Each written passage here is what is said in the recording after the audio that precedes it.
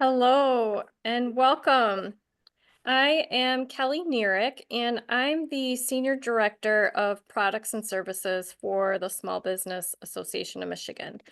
So I manage all of our partnerships, including our partnership with Blue Cross Blue Shield of Michigan and Blue Care Network. And I'm very pleased to welcome Beth Christoff. She is here today to talk about Medicare. And if you or one of your employees are transitioning away from group coverage into a Medicare plan, it can seem very overwhelming and complicated. So they are here to help assist you and navigate through that process. So without any further ado, I'll hand it over to Beth. We are recording the webinar, and at the end, we'll open it up for questions. So just as we go along, if you have any questions, please feel free to drop it in the chat, and then we'll make sure to address that at the end. So thank you and welcome, Beth. Thank you so much, Kelly, and thank you, everybody. I hope you find this very educational. My name is Beth Christoff, and I am our operations manager in one of our units in Blue Cross Blue Shield of Michigan that handles the transition from our group to individual members. So I am very, very pleased to be here and so thankful that everyone asked to get this information. We find it very, very valuable for our employees or for all the employees for the Small Business Association. I just want to make sure you can see my screen okay. Yep, yep, we can see it, Beth. Wonderful. Thank you. Um, so without further ado, let's get started. So Medicare can be extremely complicated. That's one of the biggest things that we find out, that from an employee perspective and from an employer perspective, it's really hard, and we like to make sure that in this educational session, we're providing you with all the information that you need to make a good informed decision.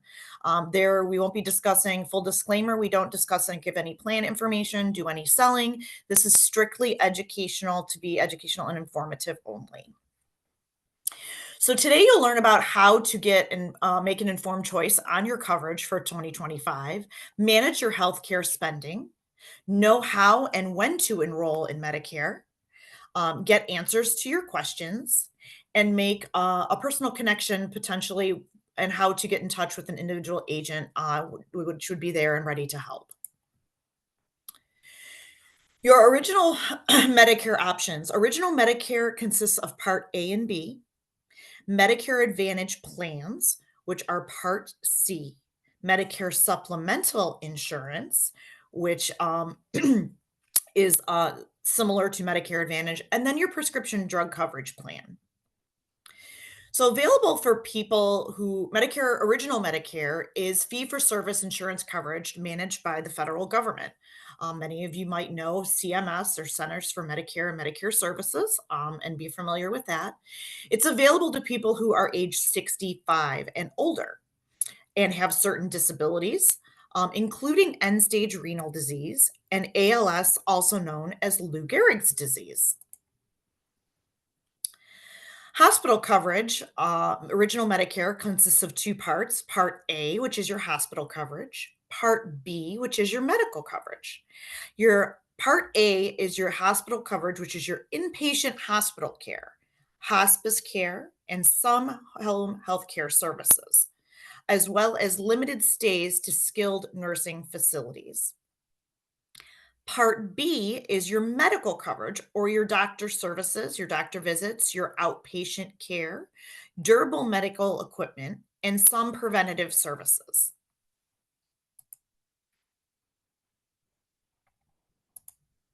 So, original Medicare, let's talk about that and your out of pocket costs with original Medicare. So, original Medicare Part A is free. There is no premium for most people. If you or your spouse have worked 10 years or 40 quarters, you qualify for Part A, and at a $0 premium. The deductible is $1,676 for each hospital stay per benefit period. Copays are 1 to 60 days, would be 0 after you pay your deductible. 61 to 90 is 419 for each day. 91 to 50 is 383 for each day while using your 60 lifetime reserve days. And after day 150, you would pay all the costs. So basically, what this means is your hospital stay would be that that 60 days or that, during that hospital benefit period. And if you're readmitted or anything during that period, it consists within that deductible period, that benefit period of over hospitalizations over 90 days. So your benefit period consists of 90 days. So if you did get readmitted a couple times during that benefit period, you would pay the 1676. Now, it's important to note that beyond that 90-day period, after that, you would potentially have to pay an additional deductible for a new hospital stay or a new admission. So that would be considered a separate benefit period or hospital stay per that benefit period. So that's very important to know that, with that, the deductible could be paid multiple times.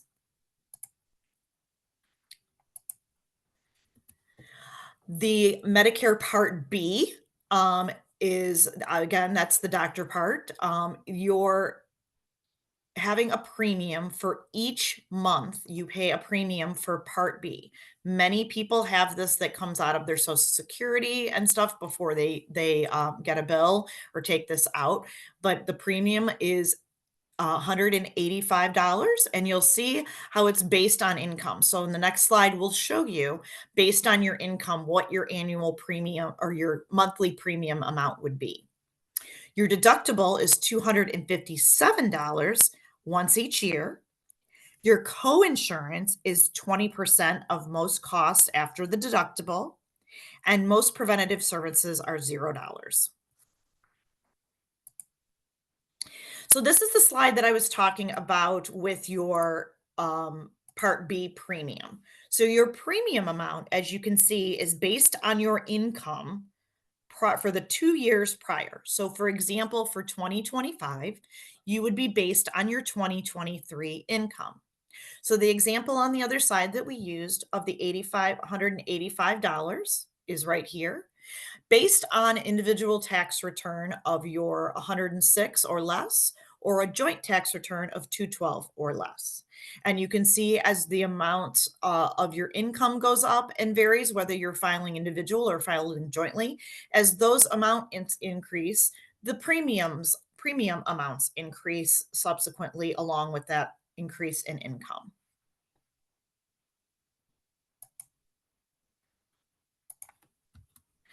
So, original Medicare enrollment.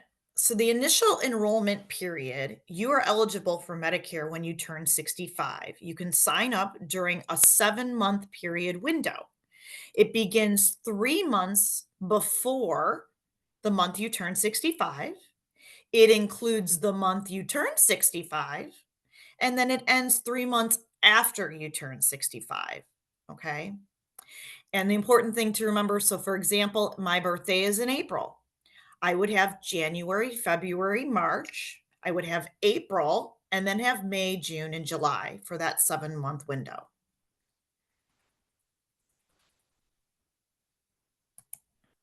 It's not forwarding very quickly, sorry. Original Medicare, you may be eligible to delay enrollment. Okay, so this is the other important piece. So you need to check with your employer that provides your healthcare insurance if you need to sign up for Part A or Part B when you turn 65.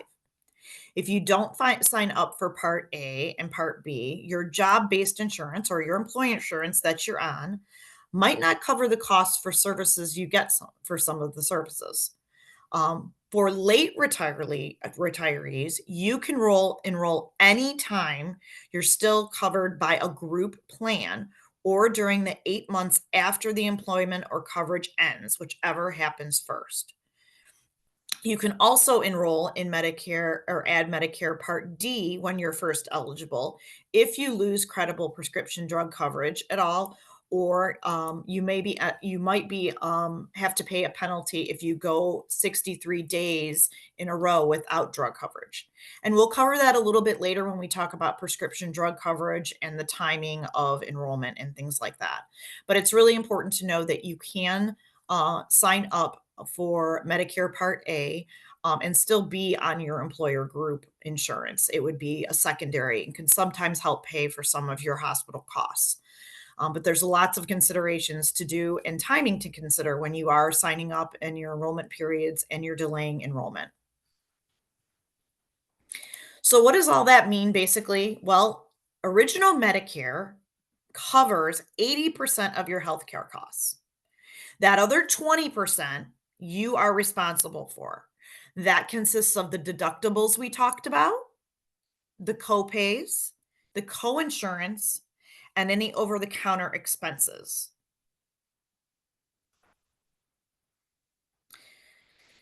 It's not, sorry, it's not advancing. Okay. Medicare Advantage plans, Part C, are private health insurer plans provided by Medicare. Or sorry, approved by Medicare. My apologies. So they're basically through healthcare provider or healthcare private insurer companies, what like Blue Cross, like Humana, like United Healthcare. Any of the private insurers can provide any of the Medicare Advantage plans. Some plans combined medical, hospital, and may also include prescription drug coverage with extra benefits. So this means you get your Medicare benefits in one single plan. So when you enroll in Medicare Advantage, you receive all those entitlements and the privileges with original Medicare. Okay. And then you also get the benefits that come along with the Medicare Advantage plan that you join. So vision, dental, hearing, fitness, and then over the counter allowances for health related expenses.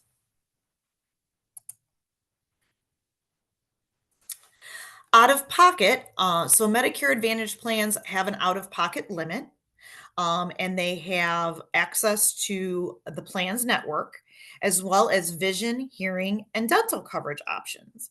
And many Medicare Advantage plans also include prescription drug and actually have some fitness benefits as well. So Medicare Advantage plans out of pocket costs. Now, there is a premium for a Medicare Advantage plan. This is in addition to your premium that you pay for Part B for original Medicare. It varies based on geography, enrollment, and like I said, it is in addition to the Part B premium. In-network deductible, it varies, coverage varies by plan, and the copays vary by plan. Open enrollment. So Medicare Advantage plans have an open enrollment period that runs from January 1st through March 31st each year. You can sign up for Original Medicare Parts A and B if you missed your initial enrollment period when you retired, or when you sign up during that period. Your coverage starts the first day of the month after you sign up. So that's kind of an open enrollment period. Okay. During that time when you enroll in a Medicare Advantage plan, you select the plan that you want, and you can't really do a lot of changing around. That's the plan you finally select, that's the plan you get when you select it. Now, it's a little different than the annual enrollment period. So the annual enrollment period runs from October 15th through December 7th each year. And that's where you have all the commercials and the 80 million commercials on TV and everybody screaming at you about, enroll, enroll, enroll, call now. That's called the annual enrollment period. During that time, you can enroll in original Medicare and you would select you could select your Medicare Advantage plan. And you can change your beneficiaries, you can disenroll, you can do a Part D drug plan. And the important thing to remember during that period, that window period, you can make changes. So during the 1 week, you can say, you know what, I want this plan. And you could talk to your friends, and somebody says, well, maybe you want to look at that and you want to switch. You can change it multiple times within that annual enrollment period. And when the annual enrollment period ends on December 7th, the last plan that you pick is the plan that you're enrolled in. And that's the plan you get, but you can make changes during that time. So now what is the Medicare supplement plans? So you have your Medicare Advantage plan, okay, is choice A that takes care of that 20% that Medicare doesn't cover, or you can do a Medicare supplement plan, okay? And a Medicare supplement plan is also by private insurers, and it's a policy that helps you bridge the gap between original Medicare and the total cost of medical services. So that's something to remember. You're still going to have some deductibles. You're still going to have some things. You're going to have some copays. You're going to have other things with Medicare Advantage, but the Medicare supplement really does, depending upon the plan that you Medicare sub plan you pick, can potentially cover all of those total costs for medical services. You need to be enrolled in original Part A and B, as you can see on the screen, and then you would need to choose an optional Part D plan to go with that. Part D is not included in your Medicare supplement plan. And then there also are options to separately, you can buy up on supplement plans for dental, vision, and other things to get other coverage. So we like to call these the alphabet plans, as you could see why we do, because they all have the different letters of the alphabet all across here.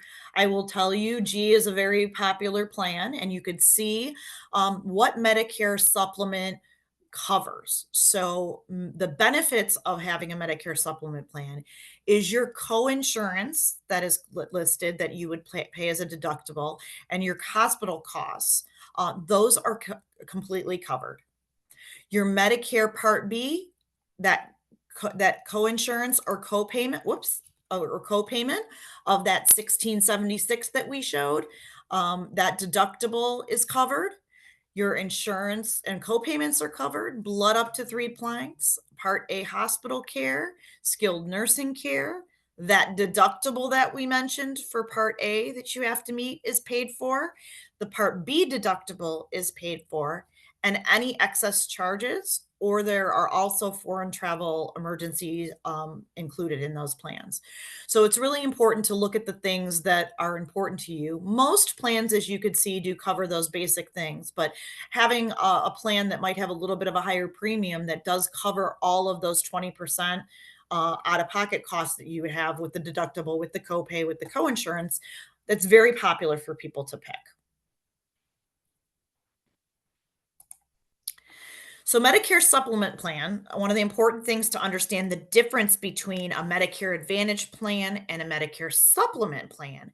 Medicare Advantage plans cover what original Medicare doesn't, where Medicare supplemental plans pay for what original Medicare doesn't. So, that's kind of a little bit of a way to look at it, like we just talked about. With Medicare Advantage plans, you can see any doctor nationwide that accepts Medicare. There's predictable costs that help you stay ahead and any unexpected or out of pocket expenses. There's options with low or no copays for insurance or for a visit with a doctor or to stay when you stay in the hospital. And as long as you pay your premiums, Medicare supplement plans are guaranteed renewable. So that's kind of important to remember. There's no really annual enrollment period. You would just be keep renewing each year. So out-of-pocket costs, like we talk about, Medicare supplement plans vary on the premiums based on age, gender, geography, and the enrollment status, like we just looked at and showed you all those different alphabets. So all the different alphabets cost different amounts, and that would be something you would need to look at and what's a plan you could afford. A deductible varies, coverage varies by plan, and then copays are usually $0. Medicare supplemental plan open enrollment period, it lasts for 6 months. It begins on the first day of the month you're 65 or older and you enroll in Medicare Part B or are eligible for Medicare due to disability or one of those eligibility things that we mentioned about end stage renal disease or anything like that. You can't you can can't be delayed or repeated except in limited circumstances. So the company must, and most companies must sell you a plan if you're in that Medigap open enrollment period. So they can't, during that time, companies can't refuse to sell you a Medicare supplement plan. And sometimes they refer to them as Medigap plans, but it's a Medicare supplement plan they offer, and they cannot charge higher premium amounts because of your past or present health problems or make you wait for coverage. So that's very important to know as well. So let's talk about prescription drug coverage. So original Medicare Part A and B doesn't cover most prescriptions or any. So Medicare Part D plans help you cover your costs for prescriptions drugs if you have original Medicare. So you can get Medicare Part D plans from a private insurer company, like we talked about as well, contracted by the federal government. So the Medicare Part D plans or prescription drug plans can be purchased in a standalone if you choose original Medicare, or would be a standalone if you purchase a Medicare supplement plan. If you enroll in Medicare Part A and B, you would need to be able to be enrolled in A and B to enroll in a Medicare Part D plan. Another cost-effective way is to buy Medicare Part D as part of that Medicare Advantage plan. So some Medicare Advantage plans include that prescription drug coverage already. So prescription drug plans, the premium varies by plan, the deductible varies by plan, and the copay varies by plan. So it's really important to think about your needs and your prescription drug needs. I can definitely tell you one of the most important things is always make sure that you sign up for a Medicare Part D plan if you have original Medicare Part A and B or you're getting a supplemental plan. Even if it is just the basic plan, it's very, very important to do that because you will get a tax penalty, or not a tax penalty, but you will get a penalty for not enrolling in a prescription drug plan right away when you're available. So we'll talk about that in a few seconds. So the prescription drug plan Part D is a deductible. You have the deductible stage where you pay 100% of that cost. The deductible stage is the first phase of the Medicare Part B prescription drug coverage. Sorry, I have people popping up. Um, and until your annual deductible is met before your plan begins to pay. So the initial coverage is the next phase that you move into, where you pay a portion of the cost and the plan pays the rest of the cost. Now, last year it used to be $8,000 where your out of pocket maximum. This year in 2025, it changed to $2,000. So that's very important. It came down significantly to the $2,000 out of pocket max. So the catastrophic coverage is once you've met that $2,000 out of pocket max, okay, on covered drugs, then you pay $0.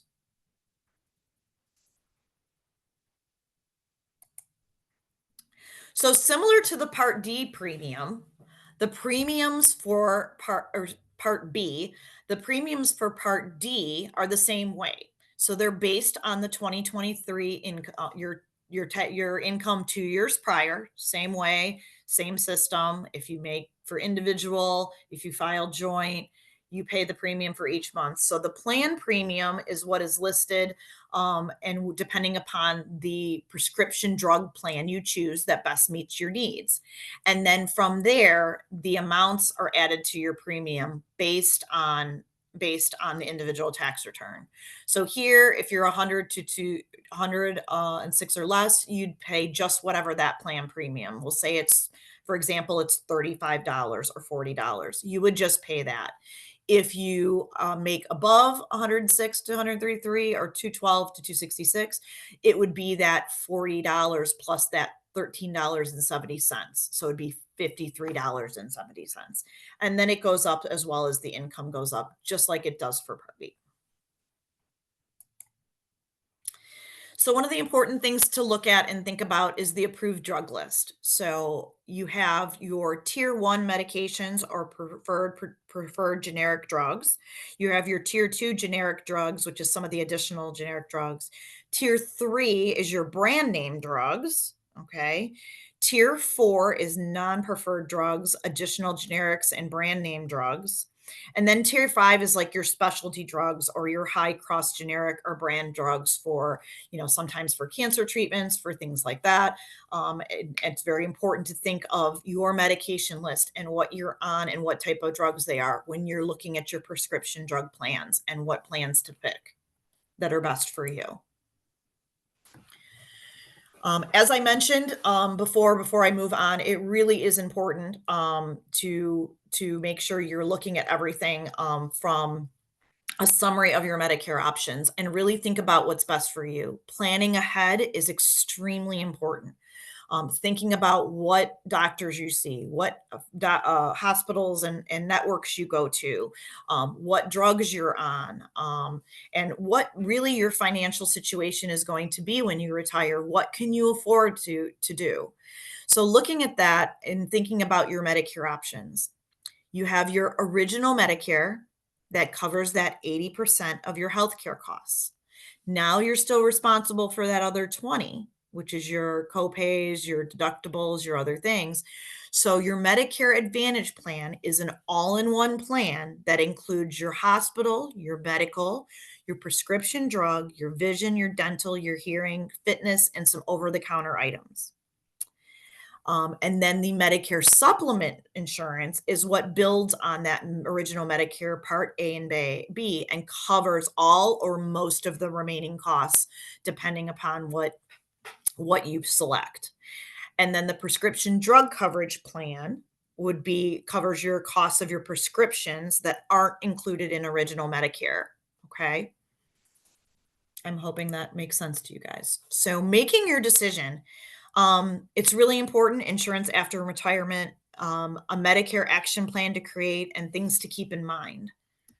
So insurance after retirement, it's really good, as we mentioned, to check with when your current coverage ends or when you're planning on retiring, and think about when you want to sign up for original Medicare.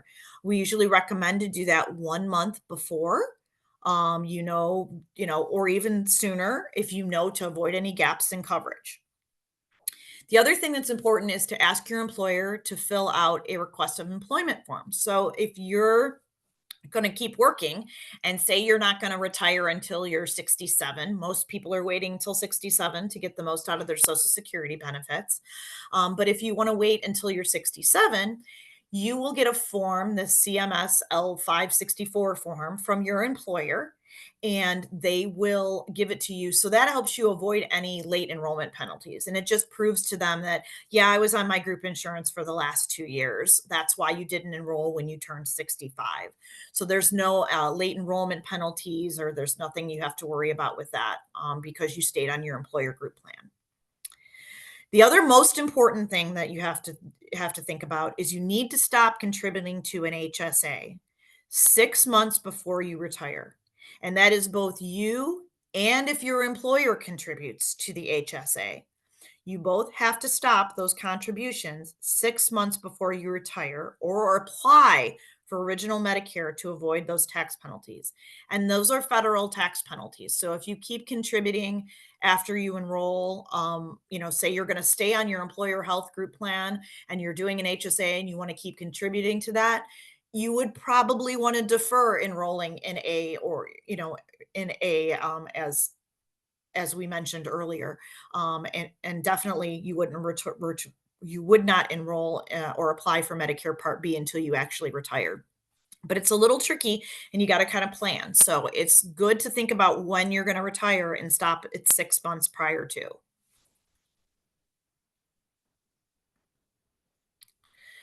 Medicare Action Plan. This is kind of something we recommend, 4 months before your 65th birthday. Verify your doctors accept original Medicare, evaluate any potential out of pocket costs you have, decide which Medicare option is best for you, and look at that. Sit down and, we laugh and we tell people to make a list or make a spreadsheet and what are the pros and cons of doing each and doing a Medicare Advantage versus a Med Sup with prescription drug, and really do look at that. 3 months before is really when we recommend you enroll in your chosen plan. So we recommend that you let original Medicare Part A know and B know, and then do your optional Part D 3 months prior. You enroll and pick your Medicare Advantage plan. And then you, like you said, or you enroll in original Medicare with a Medicare supplement with your Part D plan as well. And at that time, you can think about and start looking at, do you want to do any dental or vision or hearing buy-ups with your supplement plan? Things to keep in mind, costs. So let's think about that. Your monthly premiums, your co-pays, your insurance, your deductibles. What is your maximum out of pocket? What are your prescription drugs? What are your costs that you have to think about to pick the right coverage that works for you? Okay. Your premium, as we mentioned, is your cost to buy a health plan. It's usually charged every month by your healthcare company. The deductible is usually your set dollar amount, separate from your premium that you must pay for your health services before the health plan pays. Your co-insurance is that percentage you pay of the cost of the healthcare services or prescription drugs. Your copay is that set dollar amount you pay for health services or prescription drugs. So you might have a $20 copay every, or $10 copay or $50 copay every time you go to a doctor or you go to the urgent care. Those are those copays. And then your out-of-pocket maximum. Most of you'll have to pay during the most you'll have to pay during a plan year for any health services. And once you've met that out-of-pocket maximum and your deductible and your copay insurance, then you do not have any other responsibility. Network. This is very important. Think about the network that you go to, hospitals, healthcare facilities you use, your primary care provider, specialists you see, and your pharmacy that you use. So it's important to think about when you're selecting a Medicare Advantage plan or, what networks that accept that Medicare Advantage plan, or getting a Medicare supplement plan with prescription drug gives you a little more flexibility to move around different facilities and different providers. Extras. Do you need dental? Do you need vision? Do you need hearing? Would you like a fitness membership? Is that very important to you? Would you like an over the counter allowance monthly to help you with things and being able to use for things? Those are all things to keep in mind. So, dental, vision, and hearing, fitness member, and some over counter allowances are usually included in your Medicare Advantage plans and where they are not in your Medicare supplement. So that's some things to think about in which when picking when picking which plan best works for you. The other things to consider is how much do you travel? Do you travel just in Michigan? Do you travel nationally? Do you travel worldwide? And what travel allotments are within the plan that you're looking at? And then how often do you see doctors? That's something else to keep in mind. I don't have any other Medicare 101 questions. If there's any questions in the chat.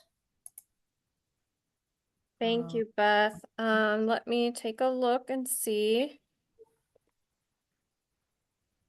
Okay, so asking about resources. I know you do have information that we can share. yes, I have a link that I can drop in the chat, but go ahead and review some of the resources that Blue Cross has put together for us. absolutely. So let me go to here.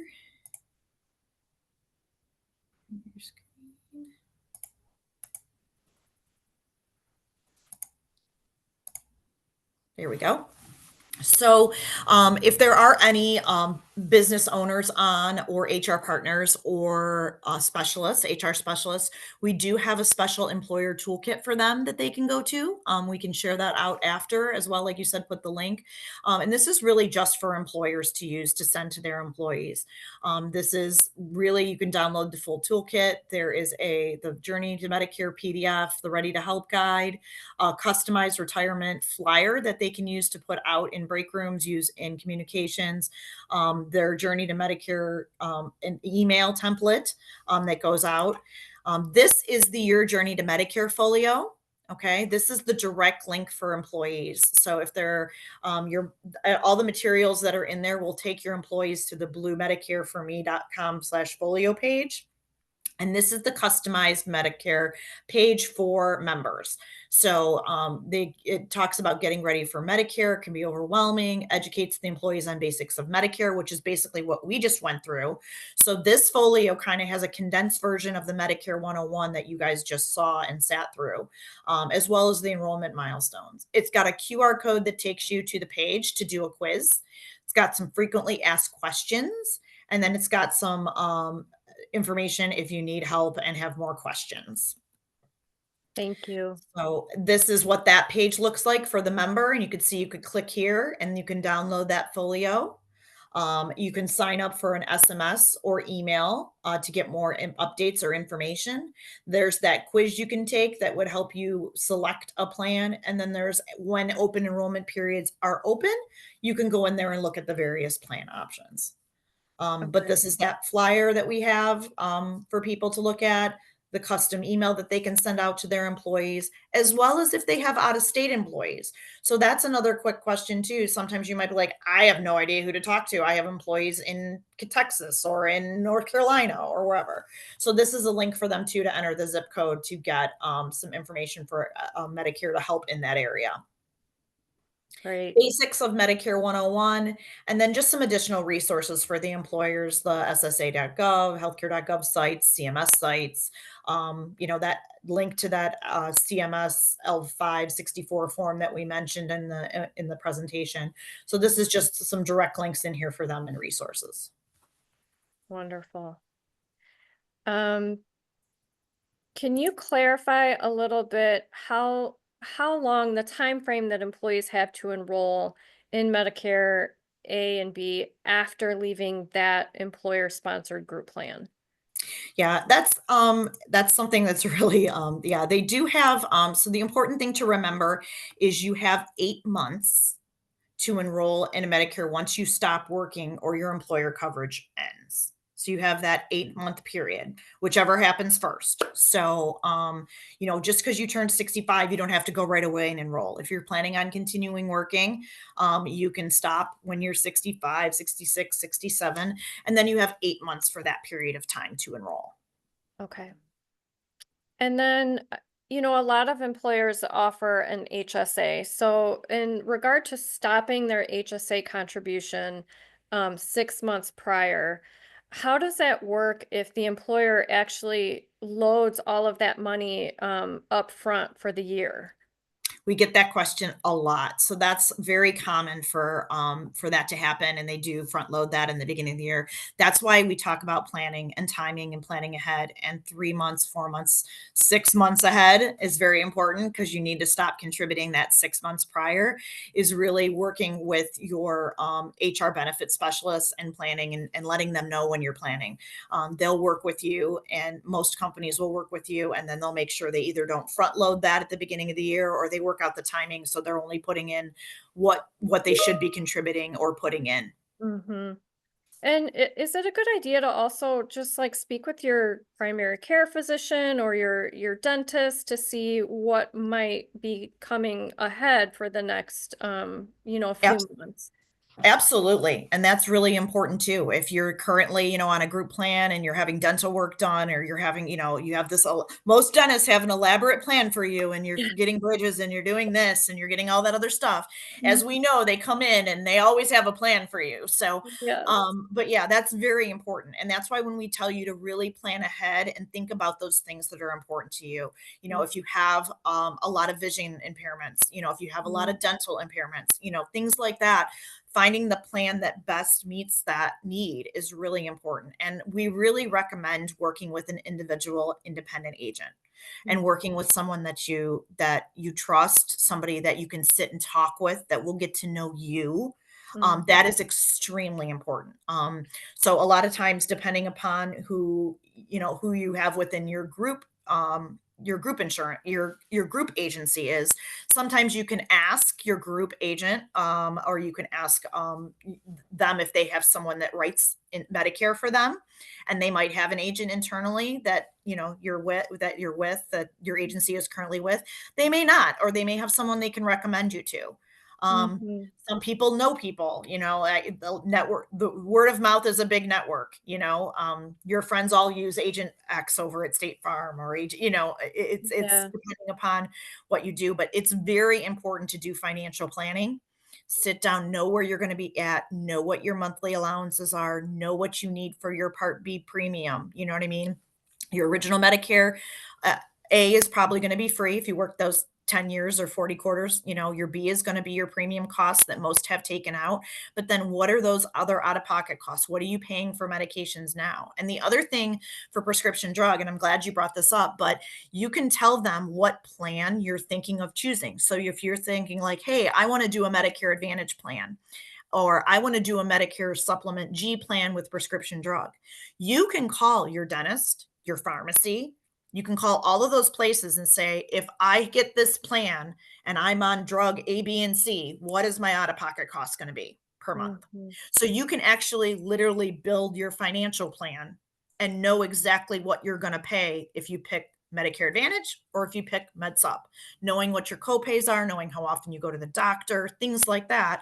Um, which is, whether you need vision, whether you need hearing, whether, all those things. It's customizing and picking that right plan for you and knowing what that cost is going to be. You don't want Mhm. any surprises. Yeah. So, And there are licensed agents who specialize in Medicare, and like Beth said, you can ask your current group agent, or you can always reach out to our team as well. We've been working with agents for more than 20 years and have a lot of contacts too. So don't hesitate to reach out to our team for a recommendation. and the nice thing about that is really the independent agent is showing you everything, okay? Hmm. And, it's nice. You're gonna be able to look and compare Blue Cross with United Healthcare, with you're gonna be able to compare all Right. those private insurers. And it's important. It's important you pick the right plan for you with the right carrier. I mean, it's very important. We'd love it for it to be us, but it might not be us. That might not be the best plan for you. So it's what is best for you, and that's the important thing. And that's why we do these Medicare 101s, is because we want our current group members, when they're making that transition, to know that we're here to answer questions, to provide information, whether you pick us or you don't. So that's our goal, and that's our task, to make sure you're informed. Yeah. Just a side note, personally, my dad had to make these decisions just a couple years ago, and I was able to step in and help him. So that's another thing is don't be afraid to ask for help from a friend or a family member who may be able to just kind of help you walk through this process too, so you don't have to go it alone. Absolutely, and we have a lot of people that reach out for their parents. We have a lot Hmm. of people that attend webinars and, reach out to us saying, "I gotta help my mom or dad do this. I don't understand Medicare at all." Yeah. What Yeah. do we do? Yeah. So, I mean, this Medicare 101 in the webinar is really to help them as well, and Mm. anybody that needs help. Okay. So another thing that can be confusing is, with Michigan, with our auto coverage, if you have Medicare Parts A and B and you opt out of that personal injury protection insurance through your auto coverage, how does that work? So yeah, that's another great question. We actually got that a couple weeks ago and stumped us, so we had to look it up. But it's yeah, in Michigan, if you have Medicare Part A and B, you can opt out of that PIP. So a lot of us now that have your group insurance, you go on and you print that letter and you give it to your insurance company, and they're like, okay, yeah, you have that. Your current insurance, your current healthcare insurance covers any accident injuries. So yes, you don't need that. So that letter that you provide every 6 months, 3 months, a year, depending, they feel like they ask me for it all the time. But it will Medicare covers any auto accident or related injuries. So it does not require you to have that PIP. So you don't be Okay. confused and have them be like, oh, yeah, you have to buy PMP now that you don't have this anymore. No, you do not. So, Okay. but the important thing to think about too is if you have a spouse or you're all under that same auto insurance, just make Mhm. sure and watch that your spouse or anyone else on your policy does have qualified as well. So that's Okay. something to just kind of watch and make sure. Okay. Okay. And one last point I forgot to bring up in the beginning that is probably the most important point that I forgot to bring up is that when you're on group insurance and you're on individual insurance, you have your spouse, you have your 26-year-old, your children up to 26, you have other people on your group plan or on that individual plan. When you transition over, Medicare is individual only. It's you, yourself, and you. So if you have a spouse or you have someone else that is on that group plan, and they're not 65 and you're going to retire and you're going to sign up for Medicare, they need to go get their own individual insurance for Mhm. that period of time until they turn 65. So, you'll see a lot of people switch. A lot of times the husband will be carrying that group insurance and he goes and retires, and then they switch over because he's going to retire or things like that. So it's Yeah. very important to think about it is it's just you as the individual. There is no group, no spouse, no anything. That Medicare is just for you on you alone. Okay. Yeah, that's a really important point. So then the spouse, if they're working and they're able to get coverage through their employer, that's an option, or they Mhm, can go through the marketplace and get mhm. coverage that way. Yep. Okay.